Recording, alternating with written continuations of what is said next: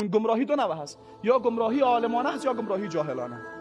گمراهی عالمانه خطرناکتر و زننده‌تر و کشنده‌تر است. به امی خاطر الله تبارک و تعالی بعد از بیان صراط مستقیم و راه کسانی که مورد نام قرار دادن، اول اینا را معرفی میکنه، غیر المغضوب علیهم، نه راه کسی که دانسته از مسیر حق گمراه میشه در رأس هم. یعنی چی؟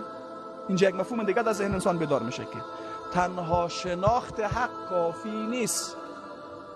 خیلی کسایی هستن حق را میدانن گمراه، پس غیر المغضوب علیهم اینا مورد غضب الله قرار میگیرن. یعنی عذاب اینها شدیدتر است.